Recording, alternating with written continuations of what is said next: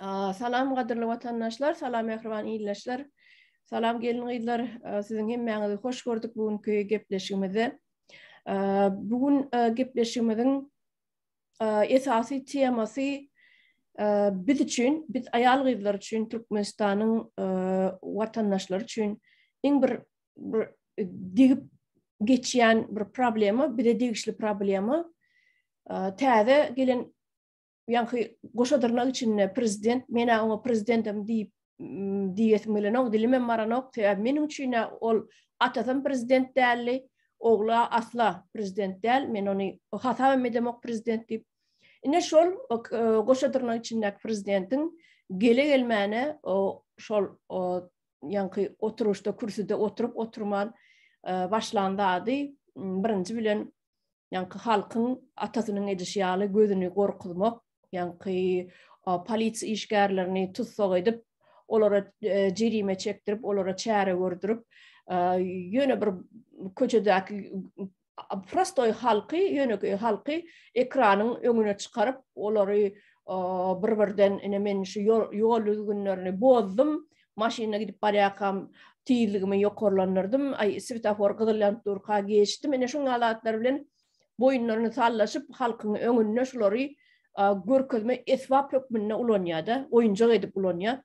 Gele gelmäne postuna, gele gelmäne inşaatlardan başlady. Innem bizim bilişimize göre ayal gyzlaryň egin başyny, ayal gyzlaryň üstü başyny, ayal gyzlaryň yani daşky keşfine ünferip başlapdyr. Näme üçün döwletiň başyna oturan adam, ene döwletiň başyna prezident bolup geldiňmi?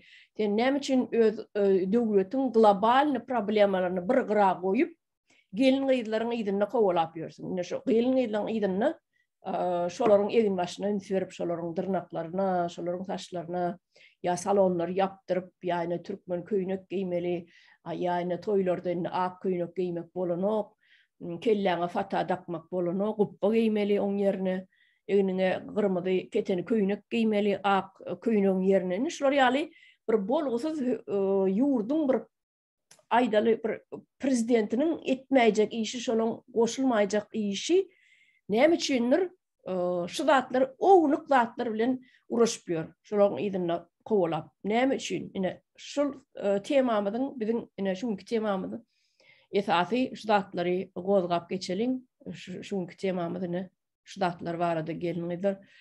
Her kim bilýän datlaryny, aýdasy gelýän datlaryny aýdyp biler. Şuň kim birinji söz aljak, men Tuğçe elini galdyrypdyr. Tuğçe söz bereýin birinji bilen. Salam Tuğçe. Salam Aleçareva, salam kızlar, salam vatandaşlar. Hazır sizden belirlep geçtiğinizde Türkmenistan'ın bunlar yüzü karası, maskarası bunlar. Bizlerin şu Türk'te hazır şu ayallar, Türk ayalları bizlerin üstümüzden gülü oturttular. Bol oturan zatlara. Ya bir ayal kızların, kadınları, Türkler kadınlar değil, kadınların hakları var. Kadın hakları. Nem için bizlerin ayallarımız öz haklarını kullanmıyordu. Daşarı yurtta mesela hayvan hakları diyen bir neme var. Hayvan hakları. Bizlerin ayal kızlarımız hayvanlar cem yok mu? Nem için kullanmıyorlar? Bunlar atasıyam, oğluyam mesela 30 yıldan ondan önkü prezidentim Goyunyalı halkın barda vapşeyinde halkın üstüne izdivaç edip başladılar. Bu ne demek? Ayal kızların eşiğine, ayal kızların daş görünüşüne koşulmak demek. Mesela benim saçıma karadı. Ben şimdi gidip her gece saçımı boyamalı. Ben her ayda bir gece saçımı boyamalı mesela. Ben gidip prezidentten saçımı boyamak için hormatlı prezidentimiz, ben saçımı boyamak isteyen, bana şuna ruhsat berýän mi deyip soramalı mıydı şunun için? Mesela ben dırnakımı boyasım geledi. Ben çıkıp gidip prezidentten, benim duşuşum var, ben toya gidecek duşuşum var. Ben gidip şundan izin mi almalıydı? Bu nerin maskaraçılığı? Türkmenistan'ın ayalları hem Halmratan'ın aydışyalı nemenize çıdasanızlar gözünüzü yandak bilen sirinlar. Bu ne demek? Her zatınıza karıştırıp. Her bir ayal maşkalanın, kız maşkalanın en atası karışıyor. Liçni жизньне. Ayal maşkalanın hem eri karışıyor. Hemen bu Türkmenistan'ın ayal kızlarının hemesinin eri mi bu? Ya atası mı, radicili mi? Neme karışıyor? Türkmenistan'ı bunlar ata, oğul, sirka örüldüler. Bunlar özleri hem kloun. Bu ne demek? Maskaraçılık oldu. Sen prezident, ben önkü gepleşiklerimden bellep geçtim. Prezident demek ne demek? Prezident demek halkın hizmetkarı. Bunlar belki Türkmen dilini, öz dilini düşünmeyen, ben bunlara Ruslara taptığı için Rus dilinde aydın. Вы слуга народа. Sizler halka hizmet etmeli. Sizlerin çıkar oturan kanunlarınız ne hil kanun? Sizler halka behbitli kanunlar çıkarmalı. Mesela sağlık sistemasını, bilim sistemasını, çağalarımız cahil öz oturan. Sağlık sistemasını alalım. Geçen bir video geldi Türkmenistan Halkın Sesi kanalına.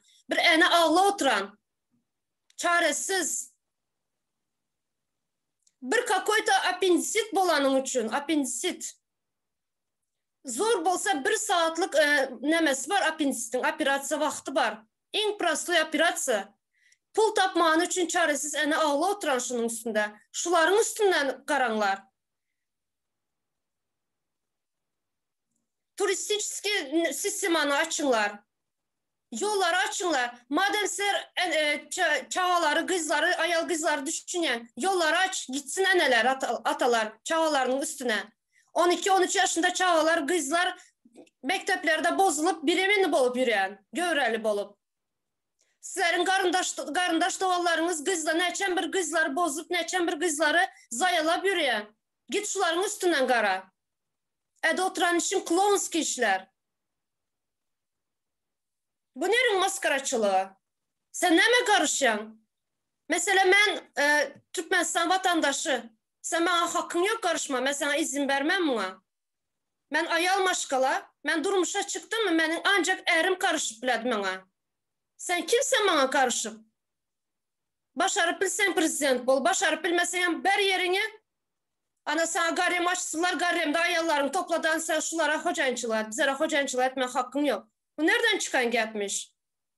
Ayallar maşını sürmek bol muydu? Ayallar dırnağına boyamak bol muydu? Saçını boyamak bol muydu? Sizler hem Türkmenistan'ın içindeki ayal kızlar sesinizi çıkarmayın otursanızlar. Şimdi affedersiniz kusura bakmayın emotsiyamı saklabilem yok. Bu yine erten sizlerin balanızı içine çelle göredindi. Şuna hem karışadı sonunda. Hazırlıkça oldu. Öyle çağırıyorum. Sağ ol Tuğçe, katı doğru dağıtlar velilap geçtin. Esası şu yankı aydınladın var bir oğlancık apendisit olup gecesi ağlap kömek oraya da halktan bütün bir devlet bu arada yönetici apendisiti ullakan problemi şu yerde Türkmenistan'na bir sancak apendisit yönetici oradağın onunla kesip ayırmak bir hiç saat ol bir yarım saatin işi ol. Yarım saatte kesip ayırıp olyandan. Dönür şonu ullakan bir problemi diyorlar şonu ne için problemi diyorlar? Sebebi enesinin pulu yok. Var ya onun pul soruyor. Pulun olmadıydı ne gaydiyen niye? Ecesi. Bu ne? Nerede görülüp iştilendat? Doktor varsa kabul eden ok diye çağanı. Bu ne beyli zat? Adamları var ya bunlar gittikçe bir özlerine karşı düşman kazanıyorlar. Gittikçe düşmanları köpeliyor. Bunlar adamların gazabını arttırıyorlar. Gazabını arttırıyorlar adamların özlerine karşı. Bu halk berden varsa onların barını etini ütmeni yerler. Doğru değil mi? Ol bir yerinin mesni bir balnitsanın glavvracı olsa ödünün bütün bir emlağı ödünün bir biznesi hesap ediyor bular. İslam'ı alırın, İslam'ı kabul ederin, İslam'ı kabul etmerini.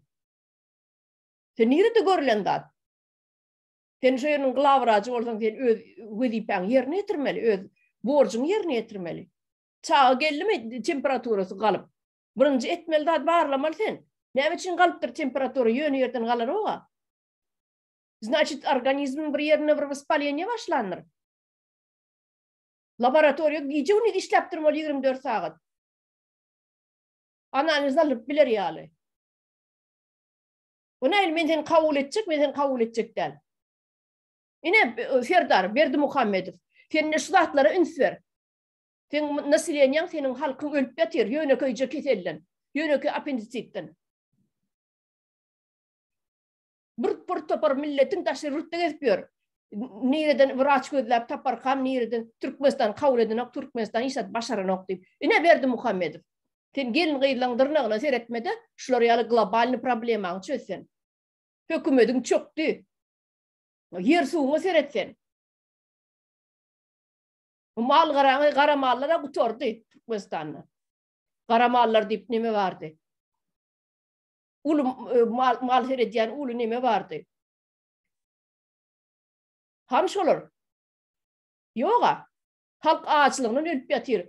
Bir sani bir baklaştı yağın bakası 1 milyon niye? Güne bakar yağın bakası. Nerede görülüp eştilen dağıtmıyor? Sen şolar yal global problemanı çöz. Hükümetin iktisadiyetini çöz. Hükümetin bilimini çöz. Hükümetin medisinasını çöz. Sen gelin gıylandırına şöyle ne katı hoplu zatmen. Gelin gıylandırına yasatçı. Bula edip yüren işini özleren bilen yok öyle çarıyor. Bunlar az yana aytıp geçtim. Bunlar halkın hizmetkarı. Halkın hizmetkarı bunlar. Halka hizmet. Mesela ben halk, benim maşkalam halk. Sen bana hizmet etmeli.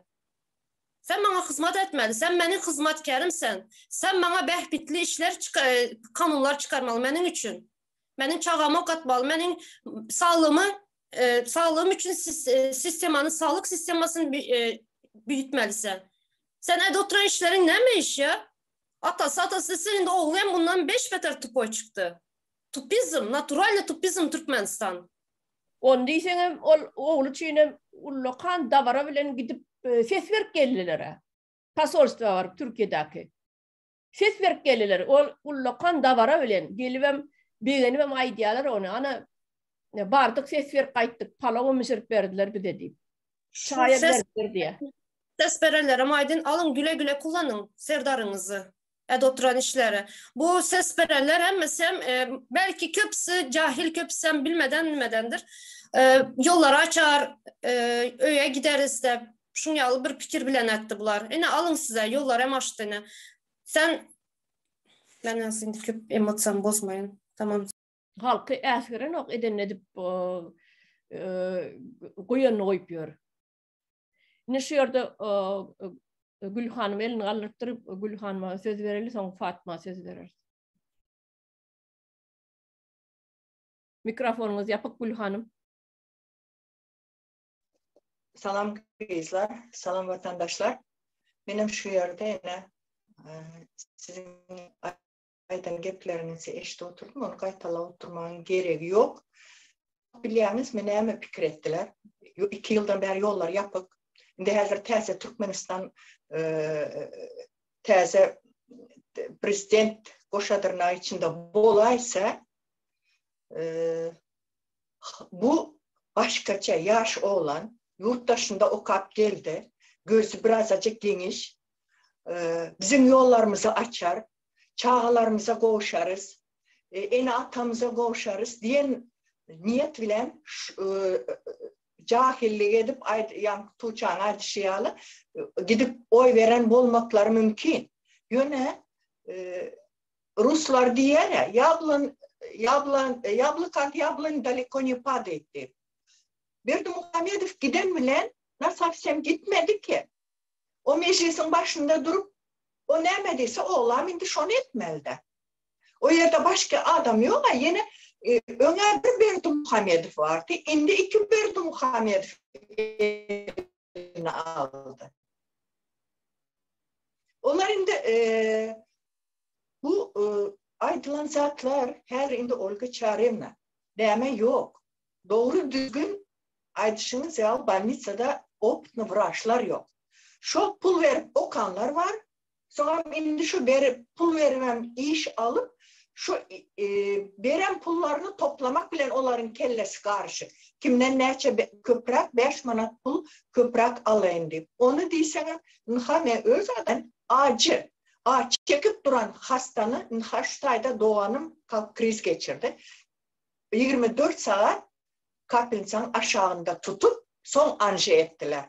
Onun üstü şu ağırları, zatları nemeden son İsrail'de açtılar ama anjoda şu yerden stent takıldı. O yerde şu ağrıda yine anjo yaptılar, yine çıkıp pazarlık yap başladılar. Buna stent koymalı deyip.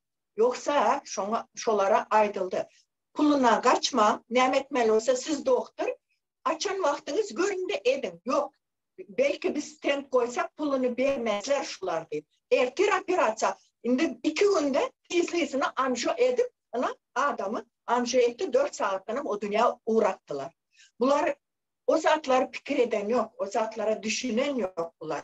Bunlarda ne doğru düzgün spesyalist kaldı. Elektrikler, kanalizasyonlar, o Soyuz dövründen kalan 2 günde bir elektrik ötüyor, transformatör yanıyor. To Levat'ta, to Marda'dır, to başka yerde. Onları düşünen adam yok. Prosta pakazuha. Bir 100 tane, 200 tane yalakanı önüne koyuyorlar. Müzik edip, çepek çalıp, dans ettirip halka dışarı yurda gösteriş var. Nasamca altyapı yok. Ya da bunlar edecek bolsa ya, Olga Çarina bunların perdenin arkasında duran adamlar var. Bunlar ettiren yok. Bunları şu neyme aydılsa şunu ediyorlar. Belki de şu perdenin arkasındaki adamların baskısı altında olmadık bolsalar, bunlar arkayın ederdiler bu zatlar. Ne biçim yolları açıp bilen yoklar. Ne mi? Onların yolları açması ne mi mesele? Значит şu perdenin arkasına açmam yolları. Siz perdenin arkasındakiler şu yolları açan yağdayınızda yurt dışındakilerin gözü açıldı uşu. Gelse sizin ömrünüz kız kalacak. Bizim hem sümürmene alacak zatlarımızı kayga bastıracak. O şimdi biz önkıyalı hareket edip bilmeyiz. Sebep biz ne mi? Devlet boyunca yurdumuz 4. yerde duran yer. Bizim baylığımız, halkımızı 2. kuvvet edip işletmenin hakkı var. Şu alan baylıklar bile arkayın adam başına az olanda 400-500 dolardan bizim olanlarımız var. Akıllı başlı şu oturan yerinde prosta dışarı yolda satılan baylıklardan çıkarılı oturan neçesi o çıkarılmayın oğurlanı oturanlar var aşağıda. Şu biz şulardan din malı deyip halkı kösel. Kim bunlar? Serdar Berdimuhammed, ben sana yüzleniyor. Siz kimsiniz? Siz Huday mı? Siz bizi öz yurdumuza, ana vatanımıza, çağalarımızın yanına, bizim öz öyümüze alma. Bizi dışarıda tutmak için kim size bu nemeni verdi? Kim bu ruhsat verildi? Nereden alıyorsunuz siz bu gücü kuvveti? Kim size bunu şunyalı et diye sebep Çin birinci vezek şu en yayran koronavirüs. Koronavirüsa yok diyeniz ama bu yalan. Misal için komşu kolamda, kom kardeşin neçesi koronavirüsten yok aldı. Biz görüyoruz derse. Belki dışarı yurttakiler aldap bilirsiniz. Yani bizi aldap bilmeyeniz ki siz. Biz Türkmenistan'ın rayatı. Ne için siz na какой основание haysi hukuk bile interneti kısyanız. 5 minut gürleşsek, 5 minutta 5 gezek telefon donuyor ya.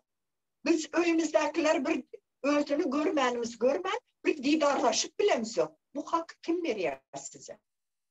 Siz neçe enatanın, neçe çağaların göz kargınçlarını, gözyaşlarını bunlar siz o dünya gidende bunun cevabını net vereceksiniz. Kirios mezarlığı dolup yatır ya. 2002 yıl çağacıklar yatır o yerde. Sizinkiler ne yapışadık diyor? Yurt dışında halkın pulunu oğurlar. Keypse adayıyor. Bizim çağalarımız çağa değil mi? Biz halk, eğer bir halk ayağa kalan yağdayında o bir saatten bulup biler, bir günden bulup biler, siz girmene deşik takmarsınız. Aklınızı başınıza aylan. Biz internetleri açın, yollarımızı açın. Bize eğer halka görmek istesen, eğer halkım sana yaş, yurttaşın okat büyük ümitlenemet. Yönü indi men aydanın bilenem hiç sat olmaz. Biz sistemanı güdüğünden değiştirmesek olgu çaremle bu sistema çöktü. Tamamen çöktü uşun. Hiçbir zat bulan yok bu sistemadan. Belki de şu Berto Muhammedovların özel şu indi kalan kaçanlar bir zat etsek kaçal deyip durandı. Ben öz şahsi fikrim o. Bakar şu yerde durayım yeni son neyemederim. Kızlarım geplesin. Böyle sağ olun Gül Hanım. Şu yerde Fatma söz verelim. Şöyle elin alırdı. Birinci son Tuğçe söz verir. Salam kızlar hemeyse. Vatandaşlar salam size de. Benim şurada kızlar özümün fikrimi açacak. Yine 2000'den beri ben şok düştüm. Öyle çağırayım siz yanı belirlep geçtiniz. Bu prezidenti ben prezident deyip hasar edem yok deyip. Benim şunu gol beyan. Sebebi bu Serdar Berdimuhamedov 72% bilen saylavda prezidentliği kazandı deyip o bayram ettiler. Ama berde Türkmenistan'ın halkı yarısından köpüsü yurttaşında. Nedir? O 72% saylavda kazandı. Ben ona hiç düşünüp bilem yok. Sonra şu bir iki günlükte gepleştim diyenin severine hemen şoka düştüm. Tuğca yanı belirlep geçti. Kızlarımızın, öyle çağrına sizden belirlediğiniz kızlar, gelin kızlarımızın, zinalların parmakları, saçı yine nemesi, hem zadı bilen işi var. Ona Angrat'ta koyalı, indi gelin kızların balağı bilen işi var bunların. Şunu düşünüyorsunuz. Ben şuna yaman şoka düştüm. Ben utandım bu zadı dinlep. Yine yaman kıynaldım. Mesela içindeki gelin kızların, zinalların yağdayına katı kıynaldım. Bu ne demek? Bu indi bu zat onların işi oldu mu? Utanan yoklar mı bunlar? Ahlak taraftar nehli adamlar bunlar. Nehli deyip bunları düşünmeli indi. Bu Türkmenistan'ın içindeki yukarıdaki oturan onlar bize terörist deyip ona at verdik. Teröristler nehli adamlar bunlar. Terbiyesiz, ahlaksız, moral taydan bozuk adamlar bunlar.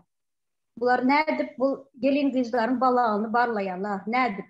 Ben düşünüp bilemiyorum bu zada. Yani şu hakikatmış. Şu Türkmenistan'ın içinde şu zatlara ezad edip başlatmıştı. Mış değil o doğru hakiki zat o.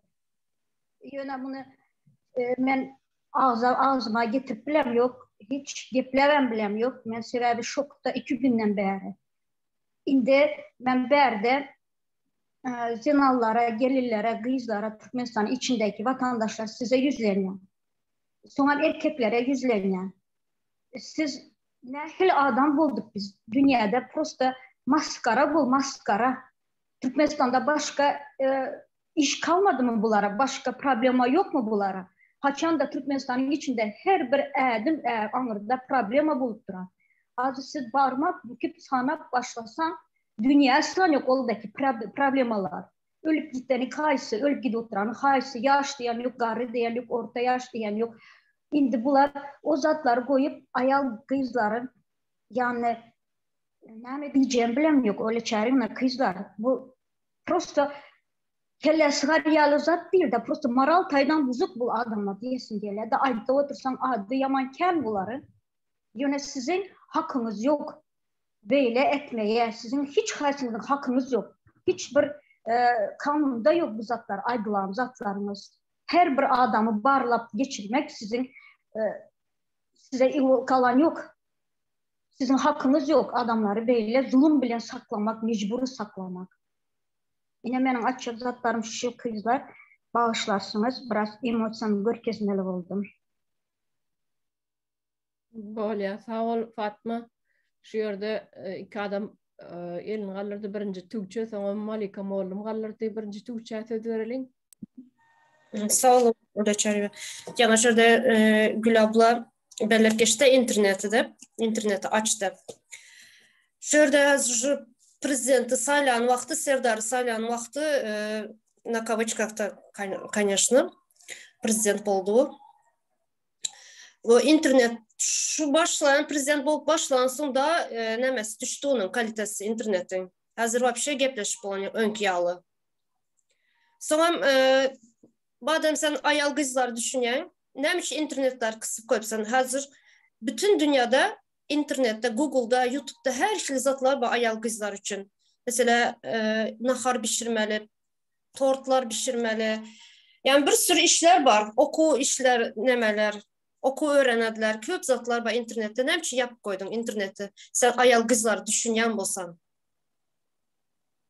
Sonra bizlerin Türkmenistan'daki ayallar açık, ya ayallar değil sadece, hem bütün halka yüzlenecek. Bizlerin halk neme üçün deyen sorağı berip bilmeye. Şu sorak yok bizlerde, nem üçün de.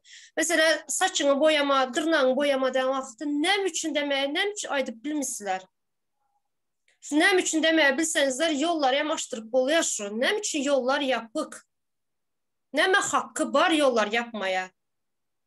Nerede görülen bu eneni çağasından ayrı koymak deyip neçe yıllar? Haksızlık bu. Hiçbir çağa enetası ösmeye hakkı yok.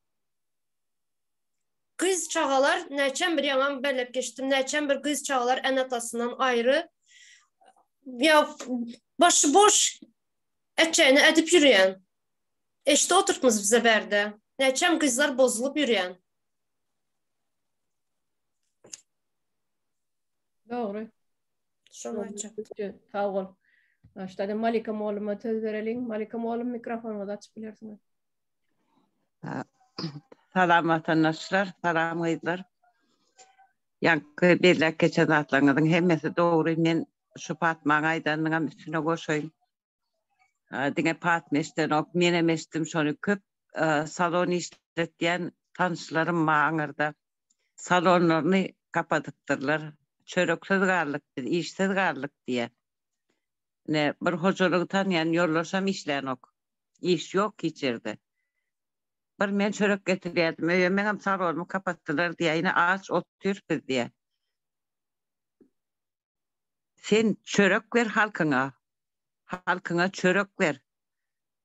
Terörist sen onu biliyorsun onu. Sana adam verdik. Şondan yok orada bir at bolon olsa da sana şol adı verirdik. Armağan yok. Teröristlerim seni görse ağzına açar. O teröristlerim sen etyenlerdir. Talibanlar katlaşıp yor kakan. Şolara betyenlerdir onu yazardı. Sen ayargıydın ağır namusunu düşünüyen olsan, publişin doğumları ne için kakan açtı? Kakan doğrunu açılış var. Her bir şehirde 2'den 3'ten celephaneler var. 14 yaşından 40 yaşına çeyini, İslam yaşınızı gelip saylap bilirsiniz diyemsinler. Bu neyme bağlar mı ol?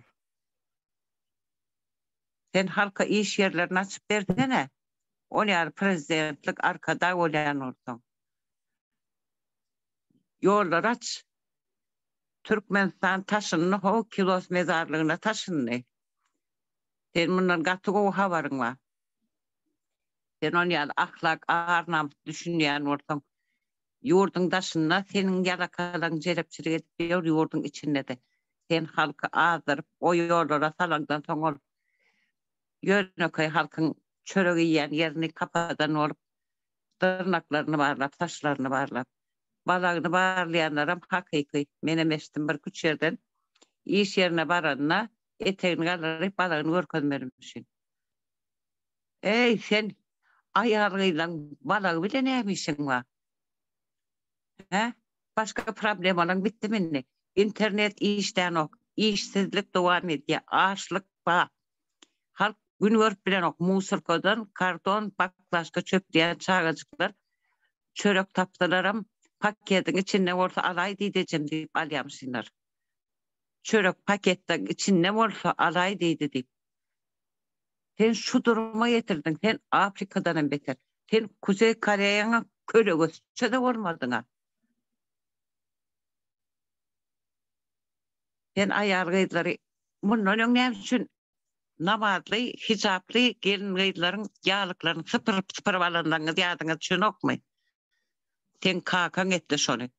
Namaz okusa vahabist, saçını boyasa, tırnağını boyasa, o celep oluyor mu? Hani onu sizem adam olun. Adam olun da eden yanlışlarını düzerdin hani. Etmeseydiniz. Adamları türmelerde öldürmeseydiniz. Celephaneler açmasaydınız. Halkı yurttaşına çıkmağı mecbur edip sonundan yollar kapatıp korona var. 2 yıllap korona ne işlesin otaydı. Korona boldu geçti. Tenne tozancuklar var ha. Korona yok diyelim sana nanarı. Tozancukların var. O tozancuklar geçti, çoktan geçti. Aç yolları. Biz her hili yol bileden bararız. Sen fikir etme, halka mağırda emsim oturmaz. Sen gelin gıyılan balağın hörür yarak. Sen kim olayan? Sen gırnan mı olur eline düşün? Gırnan mı olur? Sen hileyin dere olur. Sen ancak öz hileyin balağını örp dersin. Utanman olan balağını eteğini kaldırıp, o eteğini de kaldırıp sonra balağını örpüyen hileylerde de kelle yok. Ütün onu, ütün. Kim eteğini kaldırmayan balağını görecek diyse, siz öz ağır namusunuz var balağın içinde. Ertir ona mı görecek olurlar? Sizi hayfi yola iteklep getir oturduğunu görüyorsunuz yok mu, düşünüyorsunuz yok mu sonra? Balağınızın eğeriniz görür ha. Şu ayal maskara olayına da sen yollaşın, sen balağını görkezme hakkın yok. Aç yolları. Niçemir eneler ine tuğçe bellek geçti. Çağıları anırda. Enatalar anırda ya da ölüye anırda ölüye sıradasını görüp değil darlaşıp bilen oklar. Ya bir yerde ölüp gidip oturuyor. Ya Ukrayna'da uruçta kaldı. Ne için sen halkına sahip çıkan oktu? En ulu problemin şu an varsın oldu sana son eline bir tanlak çalanı. Sen ulu iyili bütün dünya rezil ettin Türkmen'i. Maskar ettin o. Biz ölüğümüzü yurdumuza götürüp bilemdik. Sen derdinden. Aç yollar aç. Yollar aç ondan biz neyle saç boyamalı, neyle balak görkezmelisin, görkezer size. Şeyle bir balak görkezer size. Utorsuzlar. Öz Türkmen ayargıyızlarınızın namusunu kovu depelediniz. Erkekler sizem hereylenizin balağını görkeler. İmsem oturuyan olsanız. Sizem onu Türkmenliğiniz hem yok, erkekliğiniz hem yok. Ne için boyamadı men yoldaşım cevap verir. Doğru ayt ya. Yoldaşım sen boyamırsın deyse oturur. O devletin başka işi yok. Bir yerinin hereyinin balağını giydi mi, giymedi mi? Saçını boyadı mı, boyamadı mı? Ağaç halkını doyur ondan. Yetim çağılar var. Anne ne açık hocalıklar. Barara yeri yok, yaşara öğü yok. Sen şoları söylesene. O elitli çayları Talibanlara vermeden ver şolar yer yetimlere. Halka söydürecek olsan sen arkada dersen arkadan oraya tıyı sen.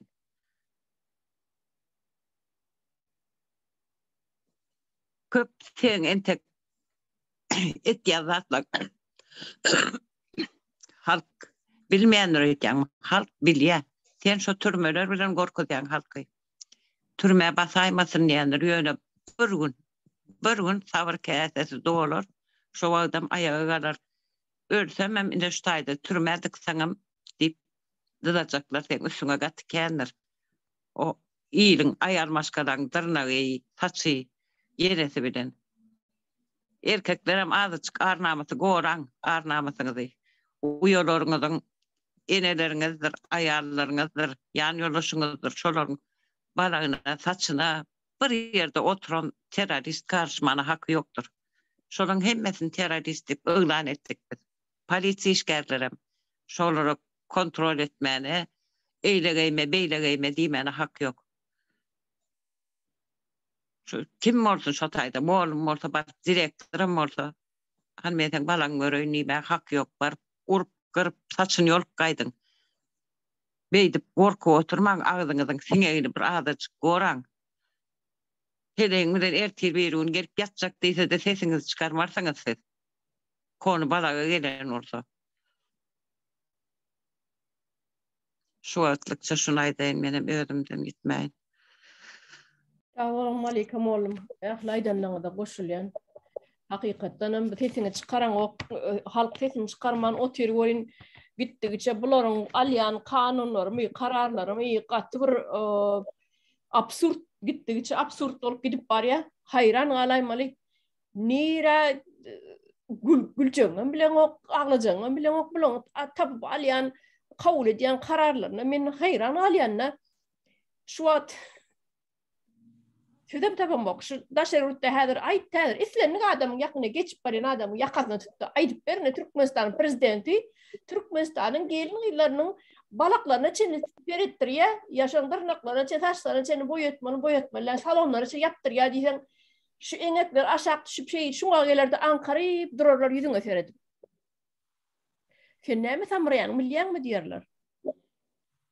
Emma mece sorawy Serdara berýän. Sen terörist, Serdar, sen aklın yerine mi? Ne men sana berýän şu taýda ýaşaýan demokratik döwletiň ýaşaýan halkynyň berýän sorawyny men ne sana berýän Serdar, sen aklın yerine mi? Şu döwletiň global problemasyny beýle bir ýana süýşürip goýup, gelin ýyllaň ýydyna gelip şu balagy bam ýokmy, saç kellesini, saçy boýalanmy, boýalmadykmy, kellesini ýalyk bam ýokmy, şu zatlary ýydarlap ýürmek utanç dämi seniň üçin? Sen plintusdan aşak düşdüň Serdar. Ataňdan beter öňürtdiň. Bular legal gelen adamlar däl, hökümetiň başyna bular terörist, bular terror bular. Terror. Ýöne köçeden gelip oturan adam terror. Bir kanun basıp alan şol oturan kürsüsini. Terror sen Serdar. Ol konstitusiýada prezidente sögmek bolan ok dip kanun kabul edip siz näme sögdirmäň özüňizi halky. Şeýdip bersen halk sögmezmi saňa? Şeýdip bersen. Şu wagt bara doğru aýtdyň Malika molum ýa-ni gelin ýyllaň inne dodugyna da seredýärmişler. Boýalanmy, ine şuny ýerden bir tanışym gurun berdi. Türkmenistanyň inne bu pravoslavny Paska bolan soň bizde bu wagt görýän, sizde gijrak bolmaly. Ýer bilen pravoslavny şu çerkiflere gidip sveçka goýýarlar, boýalan ýumurtga eltýärler, Paska bişirip eltýärler, bulan özüniň düzgünü bar da. Özüniň pravoslavny nemeleri çokunýarlar şo ýerde sveçka goýýarlar, öyle diýenler bar bolsa şo Hristos Voskres diýip onuň inni şoňa gidip barýas awtobusa minip bolýan diýämişine. Soň bir astanowkada da polis ofiseri minip diýär. Hem oturan aýal gyýlan diýär, ýa-ni maskasyny typyrdyp başlady diýär. Birden inni maska dakynmak bolan ok kadip hayran galyk bolýan. Asl o diýär, dodo kraskalymy kraskasyny şony ştraf etmek üçin aýlanyp ýör diýär. Polis ofiseri gödüňe getirýäňizmi siz?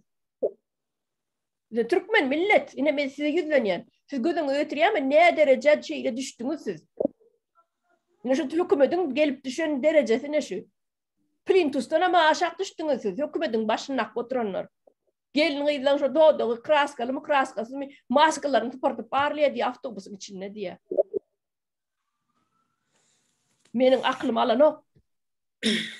Senin o taýda milletin gyrlyp ýatyrka, ýurdun ýarty bölegi daşarurtda gulwap işläp ýörkä, hojalygyny eklep bilmeýärkä, çağalar intek ýaňy ýören çağajyklary ölüp ýatyrka kesellen, şolaň derdine derman ýok, aptekleňizde derman ýok, derman aljak olan bir adamyň bir aýlygy Türkmenistany, her şular ýaly global problema seretmän, aýal gyýlan dodugyna seredýärmi? Kraskalymy, dyrnaklar, kraskasyzmy şoňa seredýärmi? Serdar, sen şolar ýalyky şu plintusdan aşak düşen adam ekeniň sen. Barıp ýatan. Senin aslında da mazgin ýokdugyny bilýärdik biz. Senin çüýren mazgin içinde de zat ýok sen. Hakan pulunu okandyňda, Şwitsariýada okanamyň. Ya Moskwada, pasolstwada bir köbekçi bir plan pisgan bolup işlänem bolsaň, sen hakan güýjüle netdiň şu zatly. Sen hakan güýji ýok bolan boldy, hakan ýok. Şu ýerde hakan ministr bolup oturmadyk bolsaň, seni selkoz institutda okuyakan narkomany isklüçet etdiler institutdan, selkoz institutdan. Ona mene hakan ministr bolan uny, ministr bolandan soň seni wastanamit etdi okuň şu ýerde. Bunan bilýär hemme dady. Şolar ýaly kellen içi boş oturunca duranca bir narkoman ýöne näme diýär? Näme diýär? Baýlygam ada barayam nira var ýaň diýse men götü bokla kellesi Gürlese de ağzı eğri bayın oğlu gürlesin diyeler. Hawa onun neme dedi ya ol yankı baylıktan soruyormuş baylık var gidip var ya ey baylık nire var ya diyse men götü bokluyun ka kellesi bitlin ka var yani niyemsin. Mene kakası şu derecede olan son samsık oturan bir barp eten narkoman ol okuunu okabilmen ödem Türkmen diline ho. Türkmenistan'ın Selkoz İnstitütü Türkmen diline Türkmen ene dilinde okabilmen açıslarına olan son sen başka yurt ne edip sen başka yurtta da okudun. Elbette kakan pulunu. Elbette kakan pulunu okudun. Niyonu?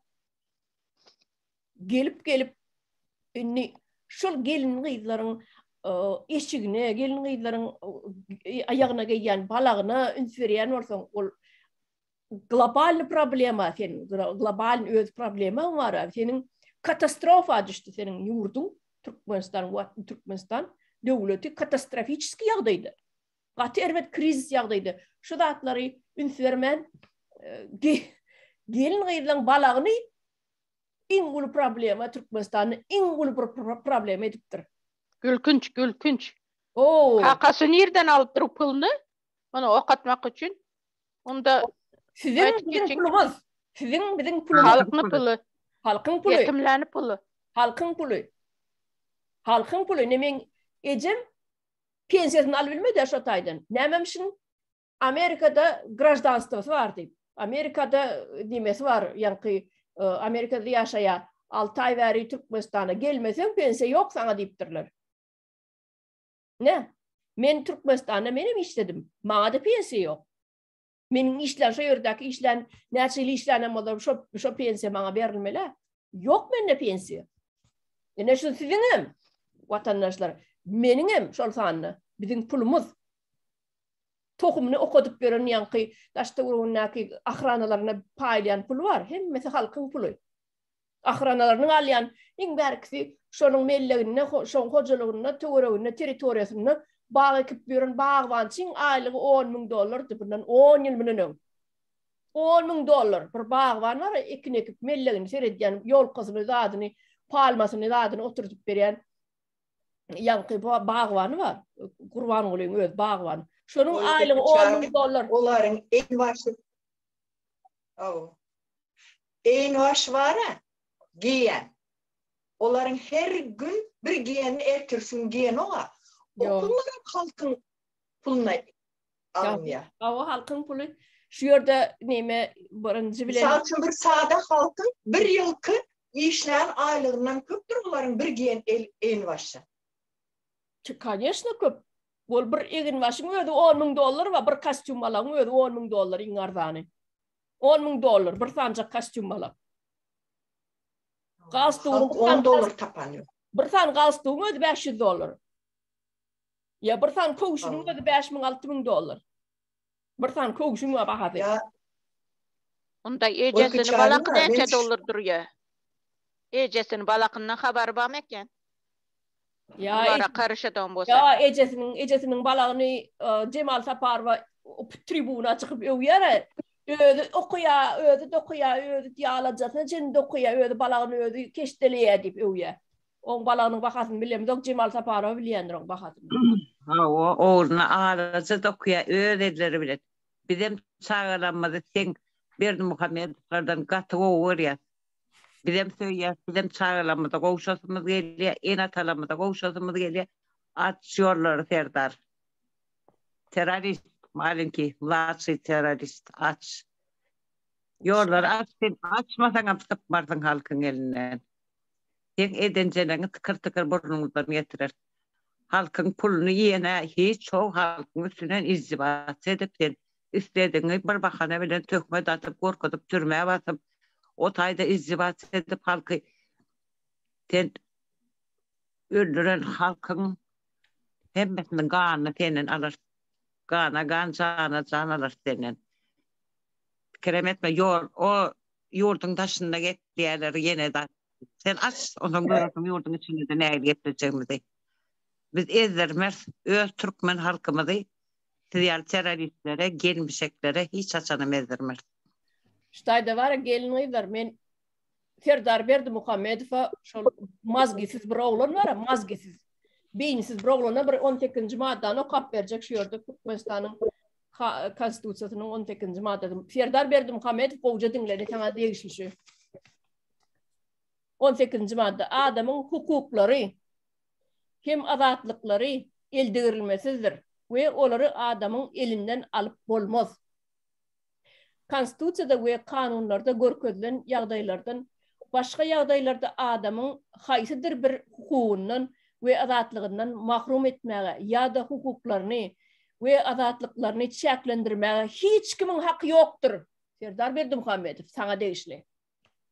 Adamın belli bir hukuklarynyň we azatlyklarynyň konstitusiyada we kanunlarda sanalyp geçilmegi, onun beýleki hukuklaryny ve azatlıklarını inkar etmek ya da kemsitmek için ulanıp bilinmez. Serdar Berdimuhamedov. Sen oku şunu. Elini alla oku. Halk bu zatlar bilen okdu pikir etme. Halk bilýär bu zatları. Her kimin şu adamların her kimin eline şu konstitusiya raspečatka edilen görünüş yokman bolaýmaly. Her kimde de bar. Onan bilýänmen. Şu oturan gelinlerin hemmesinde bar şol. Biz okuýasam bilýäsem özümizden kanunlarımızdan bilýäs, özümizden hak hukuklarımızdan bilýäs. Ne sana? Şu adamların hukuklaryny ya azatlyklaryny çäklendirip bolmaz diýe, ya mahrum edip bolmaz, hiç kimin hakkı yoktur diýe. Senin näme hakyň var? Gelin ya maşin binmek bolanok, bulara prava bermeliler, ya egneşigi bolňak bolmalylar, toýuny ak köýnek giýmeliler. Senin ne işin var? Hani senin konstitusiýaňda Türkmenistan azat döwlet diýip ýazylýar. Adamlar isleýän ýerine gezibemmeler, isleýän ýerine gidibemmeler diýe. Näme üçin onu Aşgabatda senin Livap nomerli maşynyň girip bilenok, ya Balkan nomerli maşynyň girip bilenok, daşuwly nomerli maşynyň girip bilenok Aşgabatda adamlar diýe isleýän ýerine çäklendirilmeliler diýe hereket diýe, Türkmenistanyň için territoriýasyny diýe. Sen okan okmy bu konstitusiýany Serdar Berdimuhamedov? Özüňizçe bu konstitusiýany podup ýazyp özüňizçe düzedip oturýarsyňyz, taýda size oýunjak bolmy konstitusiýa? Intak biz baraly sizi geçişmede seyret intak. Siz terror. Kanun kaydany nereden bilsin bu samsyklar? Leyla Hanım aýdy beriň size söz bereli. Salam vatandaşlar. Salam. Bu bir kanun degen prezidentler başımıza bir bela bolup geldi. Menimçe. Sebebi kızlarını saçı bilen, sakalı bilen, giyecek, toyunda giyecek fata göynekleri bilen ne işi? Tırnakını boyamasın, saçını kesmesin, yüzünü boyamasın. O ne demek o? Nerede çıkan kanun kayda o? Bize onu neyini kabul etimiz? Şunca halkımızı, vatandaşlarını odan depede yokuna yandılar. Yok atıverdiler. Bu ata bağala, atası. Şimdi balasından ne isteyimiz bunu? Bunu kim prezident de kabul etti? Bizlere kabul etimiz bundan yarım yartı yani kapasız insanını. Prezidentmiş. Prezident olsa öz kanun kaydasını bilsin, yürüyecek yolunu bilsin. Kalgan bu şunca yani adamlarını odan depede yokuna yandılar, yok atıverdiler. Indi kalan halkı yarım can bolup kalan halkından ne istedi bu yine? Ulanam yokuna yanmak istemi? Ana şunu aytmak istedim kızla, meni sinirim bozuldu. Gaplap bilmeyecek mi? Olan. Bolya Leyla Hanım ona Cemal verdi ve elini kaldırıp durun sözü Cemal verdi ve verelim.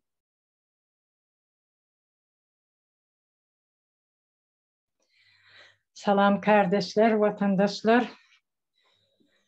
Şu bizim Türkmenistan'ımızda Serdar Berdimuhamedov'un yalanı var. Sebep hemmez adam yalan. Hiçbir kanun yok, kanunlarının gücüm yok. Terörist bunlar.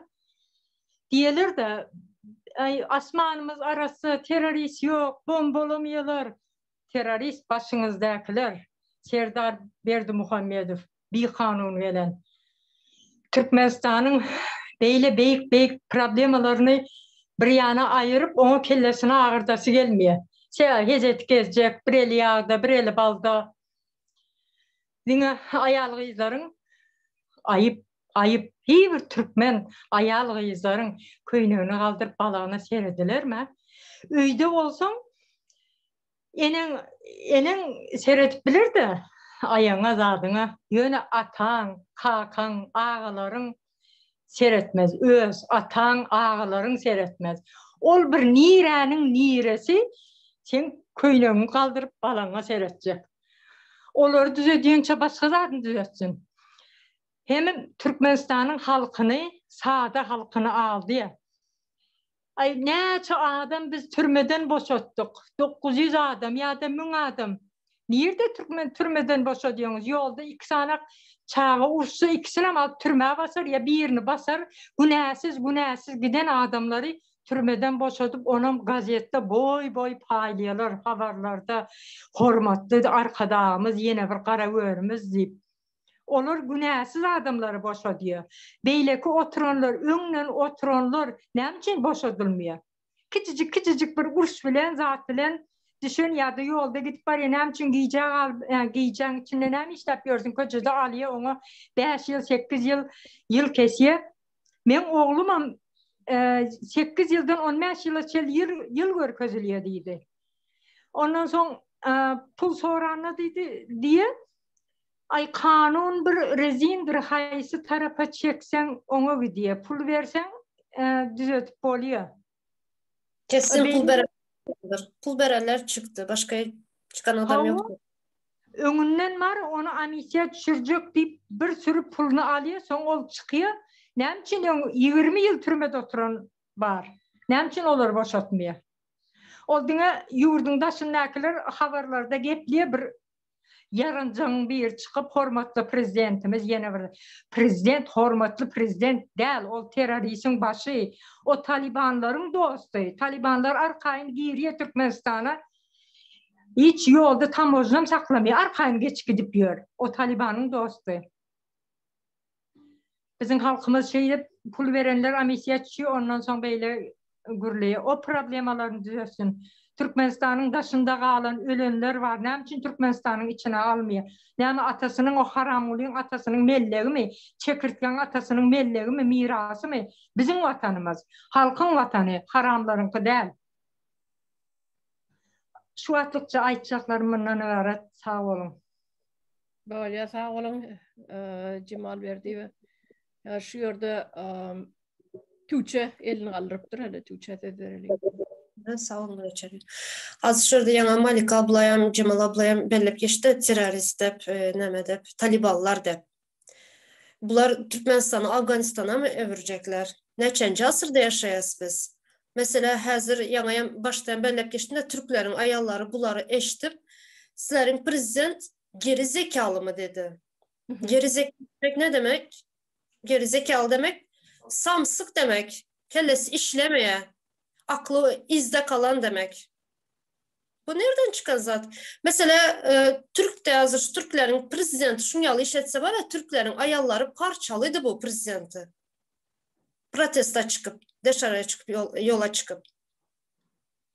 Uzağım gitmeli, Türkiye'm gitmeli. Komşu Özbekistan alalı. Komşu Özbekistan'da var mı şunyalı kanunlar? Şunyalı kararlar var mı? Ya utanmadan bu nehil yani prezidentlerin başka bir nemelerin yüzüne nehil karap biliyor bu. Ay Allah. Ya sen prezidentliği bırak kenara taşla. Sen erkek olmayı bil. Sen birinin ayağına birinin simyasına neme koşuluyor? Maskaraçılık. Sadece maskaraçılık. Kloun bunlar. Dibilizm.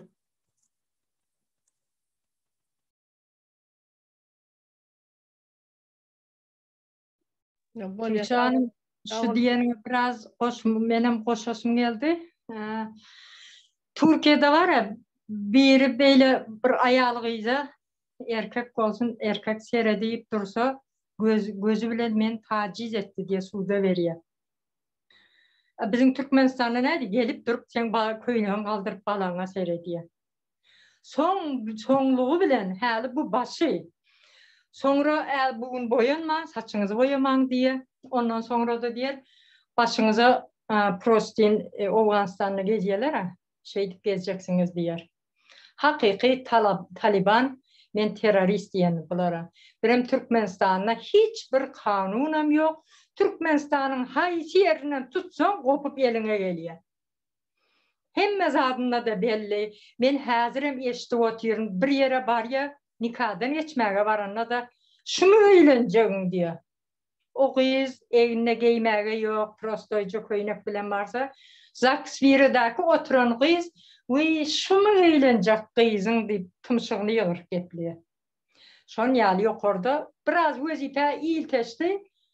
Ondan sonra bolanı bular birini ezmeye. Onu da kim haramlı yol verdi. Sebebi halkı birine düşman etse onun için arkayın da olur birini kırıyorlar sonra. Bizim halkımızın biraz gözünü açıp akıllı başına gelse ağzı bir olsalar parçalasın şu polisiyası var mı? Yeni bir zadı var mı? Şonyalak eden adamın üstüne hücum etsinler. Öz hakkını talep etmeni öğrensinler. Ne için deyip sonra versin gözünün içine bakıp sonra vermeni öğrensinler.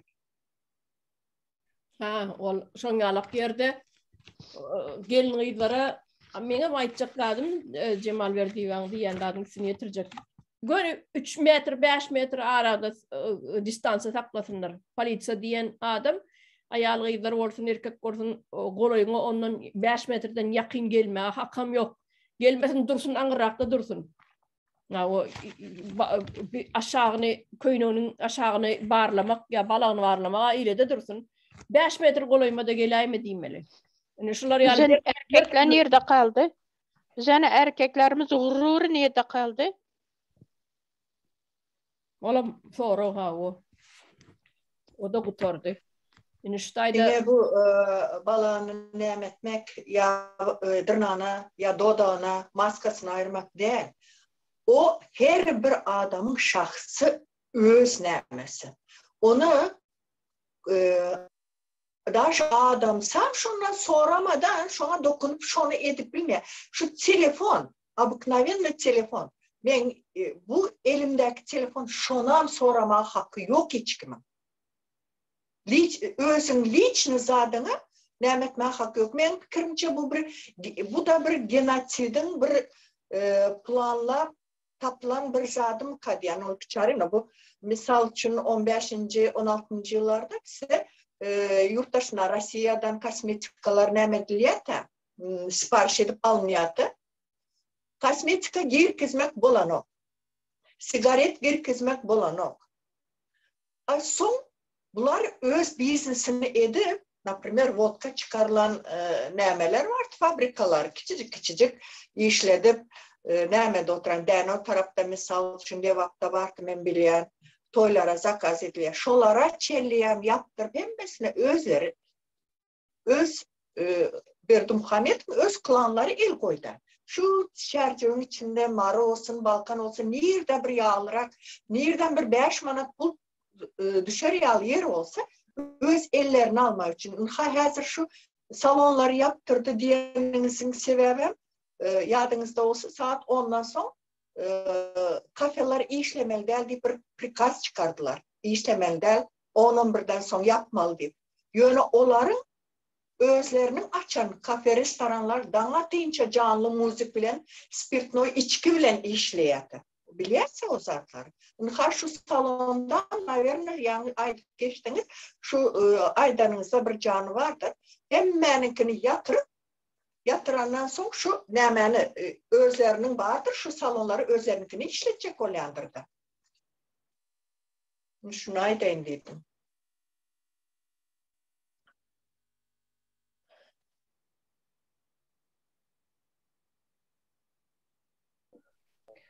Olyaş kadar Malika malum söz verelim. Men yana Tuğçe bir kovdetelene ağlak geçti. Özbekistan'a bağımşılar yardı deyip. 2019. yılda Türkiye'de işlep yürün bir Özbekistan'da kıyıp atılı verdi. Eştensiniz. şonu Özbekistan'ın prezidenti Ştay'dan gatı bir yıldan gorak iyidine düştü, iyi dedi. Şonu neyem için öldü? Neyem sebeple öldürüldü deyip. Bizde orun şunça adam öldü. Bir mezarlık doldu. Yöne yıkacasını iyi dedi mi? Ne konsolosluğa, ne prezident arkada hiçbiri demedi. Yine sizin arkadarınız.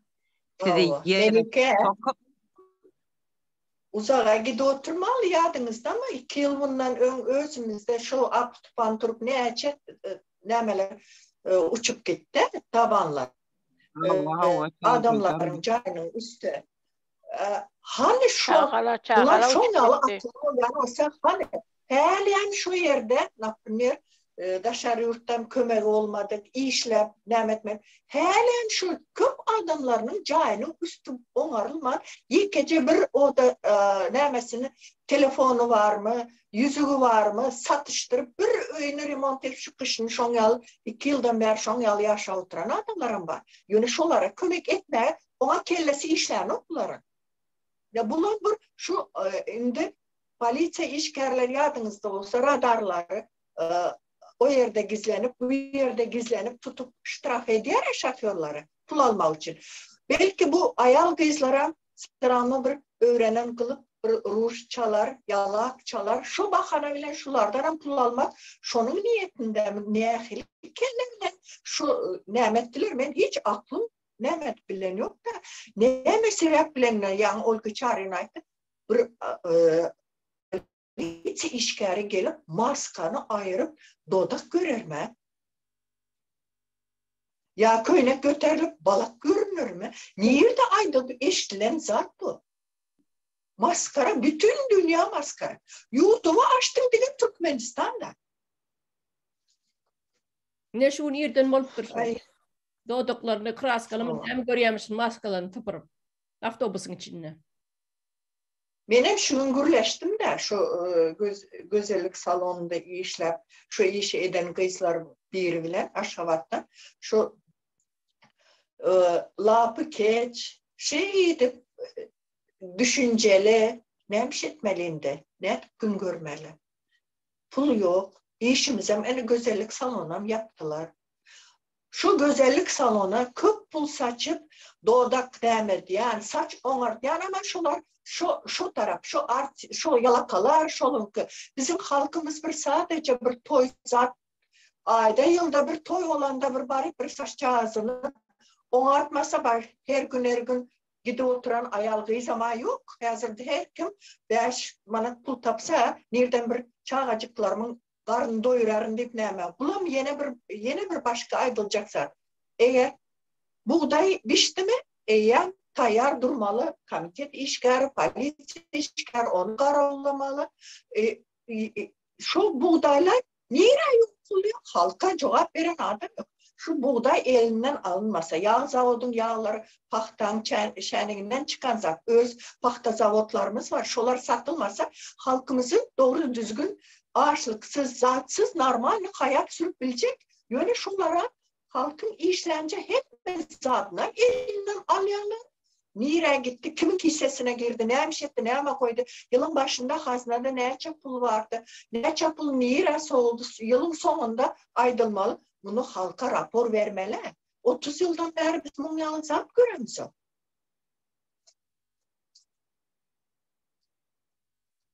Ha barandan son nesip olsa yurda baranımızdan son bunların hemmesi yine şu halka açacak oluyor. Şimdi bundan son halkımız hiç kimden korkmasın. Bir onlar terörist mi? Teröristlere teröriste ne yakılı hücum etmeli. Ne yakılı şu onlar bir saat diyemem sizin üstünüze geldi mi? Adını familyasını aytmadı mı? Paveska bilen bir yere çağırmadı mı? Şu hiç nemetme, korkmayın. Bundan sonra koyun, onlar korksun sizden. Birazcık neme diyorlar, özünüzü ele alınız. Bir silkinin halkım. Yeter ya, balağınıza karşın olsa bundan sonra neme kaldı diyor. Erkekler, ayarlar birazcık gayret edin. Öz hak hukukunuzu soran. Özünüzü goramanı başarın. Gorama diye hükman bir eline silah alıp çıkmalı de, tüpen alıp çıkmalı de. Elinizin aşağında balta vardır, bil vardır. Öyünüze girdim, kellesini soktum. İçeri düğünden sokun da neymiş etmeli olsa ölüm bir ölüm, öz namusumuzu koran indi. Yok, var olsa silahı mı alıp çıksınlar? Teröristin başka çaresi yok. Silah yok. Elinizden tırnağınızdan yara. Melike, onların havarım var benim. Alt tüfeklerine çelik toplar aldılar. Vardı biz. Bizim evimizde vardı. Benim kakamda vardı o. Gelip onun için bir ay bizi taskatem ettiler. Elimizden silahımızı aldılar. Hiç zaten vermediler. Şimdi hazır çok ayarlar, Türkiye'de işlep gören ayarlar var. Anırda adamsı eğer ömlen bir narkoman olan olsa ya bir alkoholik olan olsa şunun neyme karakterini bilen möcekler var şu tayda aylanıp yören. Şolara bir 5-10 manat pul verip ayalığına Türkiye'ye gitti. 10 yağlı gel şu yere arzaya. Boşan sen ondan son 6 aydan sonra yine cayını satarsın. Ben sana bir yağlı seyrederim diyeyim. Yine şon yağlı et görenlerim var. Şolara kömek eden advokatlar var. Prokuratura işgerleri var. Uçaskoy miliseler var. Şu adamlar sonra köçe atıp köçelerde ölen adamlar var. Onların adı belli, familyası belli hem gerek vakti. Onların hemmesi çıkar. Yine şu sizem yine teze Türkmenistan kurulanda birinci sizem şu edil şu haramzadaların hatarında gidecek yeriniz odan depeder. Şunam ayda indiydim vakti gelin vakti. Doğru ya o. Güllüğün doğru ayttınız. İşte de Fatma elini alırıptır şoňa söz berelik. Ben şurada Malika ablanın diyenlerine koşulyan şu Kilyos Öğle'deki yatan vatandaşlarımız giden hemmesi yaşlar, köprak diyende. Gelilerim var, ayallarım var. Yine geçen yılda bizim herkesine zinanlarımız yüz tutup YouTube'lara çıktı, TikTok'lara çıktı. Keseli olan sonki canında ben gideyim yurduma. Çağcıklarımın nefesi bilen azıcık bolsam bidarlaşın son men gitmeli adam men gitmeli. Keseli zinanlarımız yalvarıp YouTube'lara çıktı. Şu konsulda işleyenler de hükümetimizin ne diyen at tutup hükümetlik oturanları var. Şular neymiş şu ayal geçilerimizin, gelinlerimize sahip çıkmadı. Neymiş iyi çıkmadı. Onlar birlik etti ya bu zatlar vatandaşlarına şuna çekilen derdi.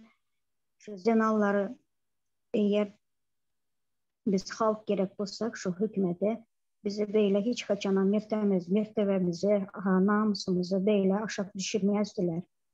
Onlar hiç nahil olarda adamçılık kalmadı vatandaşlar. Şunun içine bu terörist toplarına karşılığımızı görkezmeli vakti geldi. Özem ilgi vakti geldi. Siz onlardan korkmalı değil, onlar bizden korksun indi. Sebebi ne ki Daşar yurtta Türkmenler yaman katıken, ölüp giden, gitip giden yaman katıken hiç kayısı şulara iyi çıkan yok. Konsuldakilere hiç hem iyi çıkan yok. Yine öyle çağrıyla mesela şurada sorak verecek. O konsulun işine mi iş etmeli? Şu hakta azıcık olsayım şu vatandaşlarımıza görün etseniz. Şu ölen, giden halkı için şular alade etmelidir. Doğru mu öyle çağrıyla? Absolutno doğru Fatma. Absolutno doğru. Şu yurdun taşına çıkan bir rayet var olsa. Şonun ehlisini ilçhanan ilçisi, şol edaranın ehli işgärleri borçlu olya. Şol vatandaşlarının öňünde ehli hizmetleri etmeli olya. Şolaryň pasportlarynyň soragy tortada uzalyp bermeli. Hökmany suratda. Ol hiç eleki jedelleşik neme işlerde jedelleşilýänem däldir. Gaýra goýulýanem däldir. O hökman üstüne işlemelidir. Her bir ilçi daşarurda yerleşen öz raýatlarynyň aladasyny etmelidir. Şonuň barmagyna bir tikençimse de şol pasolsta jogap berýär. Şo konsulluk jogap berýär. Şo ýerde daşarurda şol maşgalanyň türkmen raýatlarynyň çagasy dogulsady. Şolara doguluş hakkında şahadatnamany bermäne de hökman borçly Bu haýyş etmeliler. Türkmen milleti haýyş edip ýalbarmalylar. Olaryň borjy, olar şol borjuny ýerine ýetirjek diýip kasam içen şo ýerde aýlyk alyp oturan adamlar. Watandaşlar düşünýäňizmi? Her bir siziň ädimiňize jogap berýän. Şo ýerdäki ýurduň daşyndaky siziň hökümetiňiz şol. Şol siziň polisiňizem şol, şol siziň dom pravleniýaňyzem şol, şol siziň häkimligiňizem şol, şol siziň saglygyňyz üçin barjak doktoruňyzem şol, hemme zatda şo tak ýetipmelisiz. Türkmen građanlary şo pasosta ýetipmeli. Siziň öz Türkmenistanyňyzda gidip bitirip bilmejek işleriňizden, ähli kagızlaryňyň, ähli dokumentleriňizden, ähli zady şolar bitirip bermeli. Hiç şeylik gaýra goýulmasız, orta alınıp bir maslahatlaşılmasız,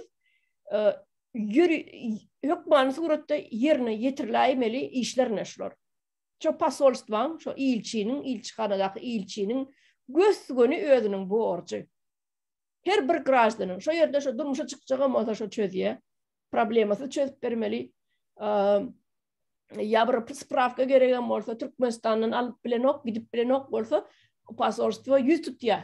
Türkmenistanyň ýürüýti edaralaryny ýüz tutýar da siziň etmeli işiňiz, ýa-ni sizi alyp bermeli. Size gerekli dokumentleri şolar alyp berýär. Näme spravka gereken bolsa, ya bir peçat goýmaly bolsa özleri peçat goýup berýär. Çağa dogulsa da şoňa doguluş hakyndaky ya sizin pasportlaryňyzyň surogy nemese de düzeltedi. Ähli zady şolar çözüp bermeli. Ya biri ýoglaýan ýagdaýynda şol ya ýogulmakada şol eger balnisada hastahanada hasta ýataýan ýagdaýynda şol barıp ya telefonu sürür ya özleri barıp pasolstwaň işgärleri barıp halynyň habar tutup durmaly. Senin građanyň ol. Öz ýurduna gidip bilmeýän üçin sen şo ýerde oturýarsyň. Sen şollarda ilçi bolup oturýarsyň. Sen şo zatları çözmeli. Sen građanyň agyr ýagdaýdamy ya awariýa boldymy? Ya bir balnoymy, hastamy, ya öz ýurduna gidesi gelýärmi? Hasta agyr ýagdaýda ýatanam bolsa, şo ýerde bejermene, olaň hak we özüni bejertmäge aslında medisina diýilýände islenlik adam, insan haýsy ýurtda bolaýyny da, haýsy kontinentde bolsa tapawdy ýok.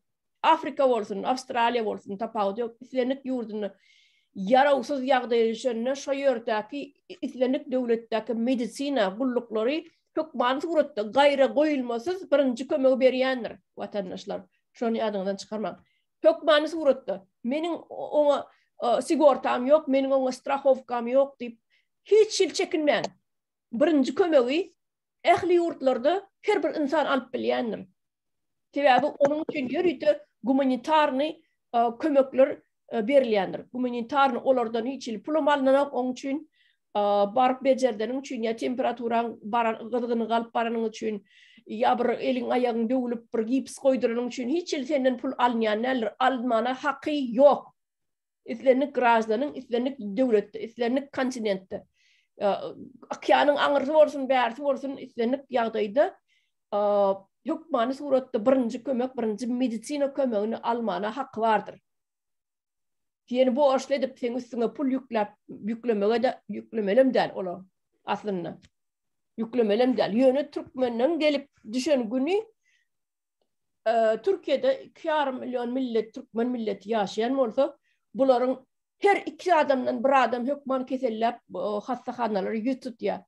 Şonuň üçin Türkiýe döwletim bir rizinnelle oňa üstü humanitarny kömek gelipdiren noktaşar ýurtlardan. Özüne barjy ýanky serişdeler bilen halky bejerýän bolmaly. Öz halka bir, oňdaşyna Siriýadan göçgenler 2, Türkmenistandan baran 2,5 milyona mawsesini. Türkiýe döwletine de oňa da agram düşýär. Olam rizinnelle, oňa baýlygy bir ummasy, iýdi üzülmesiz baýlygy ýok Türkiýanyň. Şoňa da biz dogry düşünmeli.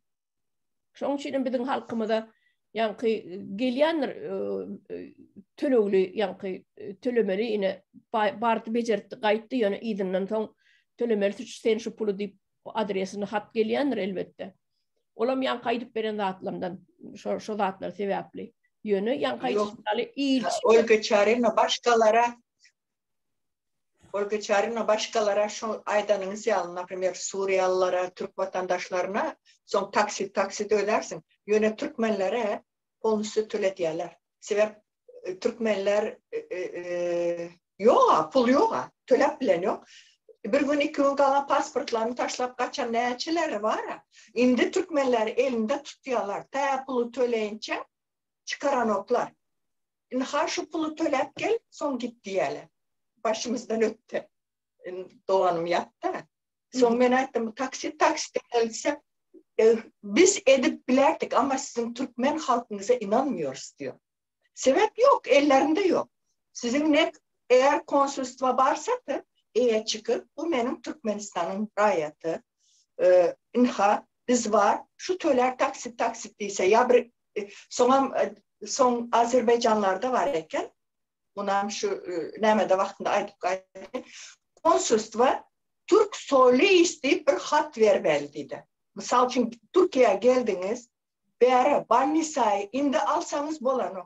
Balnisa düşmeden ön var konsolosluğadan şu rayet, Türk soylu rayet, biz Türkmenistan'da konsolosluğanın mührü bilen hat getirin. Biz sizi yoğun bakımda biz bunlarla becermeye hakkımız var dedi. Ama sizde olmadığı için tölersiniz dedi. 11 milyon pul töledik. Yine şu tayda ben yine de bizim ilçihanılanmadın. Türkiye'deki olsun, başka yurttaki olsun ilçihanılanmadın. Direksizliğini anladı ya. Vatandaşlar şoların eline hiç gücün yoktuğunu anladı ya. Şoların bir boş edaradığını anladı ya. Eğer sen boş edara değil olsan, bir işleri bitirip bilyen olsan, senin bir gımmatın, hormatın var olsa, sen öz grajdanına, öz vatandaşlarına, istenik yurtta sen kömek etmeli, şolara grant bolup durmalı. Bir rayetın senin kesellep hasahana düştü mü? Sen şonun arkasına grant bolup durmalı. Şu rayetlerin sen enesem, atasam sen mi olayan? Daşar orta oturan pasollar var, enenki ilçihanadaki ilçin özü. Şol rayet hasahana düşen yağdayını Türkmenistan bilen oların özünün nemesi bolmaly. Yani kontraktı bağlaşılan.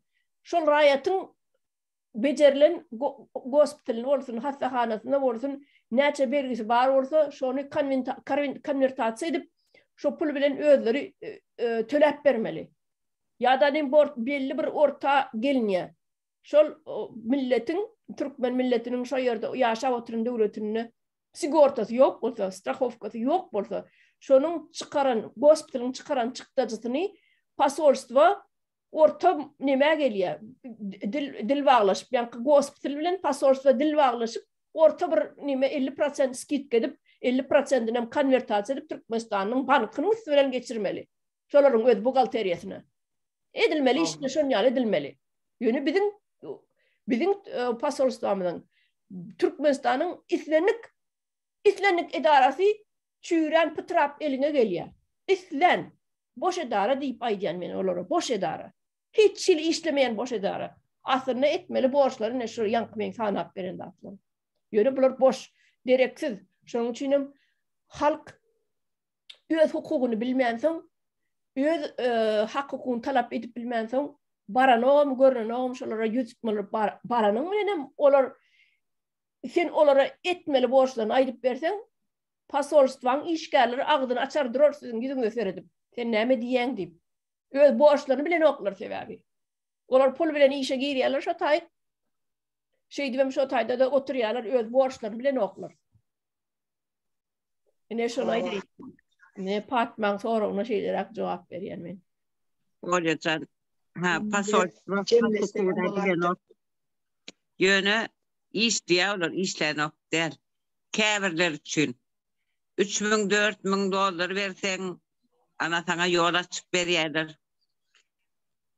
Bolmadık yere, söymedik yerine saygın yok yere şol teröristi arkadağım deyip kıyırıp bilsen, yanakalık edip bilsen, ana onu et diyorlar. Bir kısanam reklam için balinoyları koy veriyorlar. Olardanım sağıp alıyor. Ondan sonra yankı Gül Hanım'ın aydan bir meselesi var. Şu an vermeyen kaçıp giden oklar Gül Hanım. Yok. Halkta şopul yok. işte tutayık gelmem. Yok, benim sana ayttım Melike. Yok dedim. Yok, bolanı için kaçmak mecburiyetinde kalıyorlar. Pasportlarından taşımak gidiyorlar. Şimdi şunu konsolosluğa ödemeli. Konsolosluğa ödemeli. Bana 4 tane Türkmen pasport görkestiler. Hayna şey diyorlardı. Sizin Türkmenler değil. Nemşe deyin dedim. Yok, olar da dedim. Yok dedim. Sağlık sigortamızı aldırtacağınız dedim. Vize alanda. Yönet hiç yerde işlen o sağlık sigorta hiçbir peydası yok dedim. Neme gelin gıylar ona şutayda hemmemiz aytacaklarım aytıp olmasak böyle deysek mükak diyen sebebi 1,5 saat olup var ya. Gepleşimiz katılık olsa da ondan vatandaşlamadan nimet başlayan jalıt edip uzak gürleşýäňiz diýip. Bolýa onu her ýerde men aýratyn sag bolsun aýdýan şunuky geleniňiz üçin gepleşik geçireniňiz üçin her biriňize. Benim sağ olsun aýdýan emmeňize. Sag bolun gyzlar, ýa akşamlar hepimize. Bolýa sag bolun hemmeňize. Sag bolun. Sağ olun.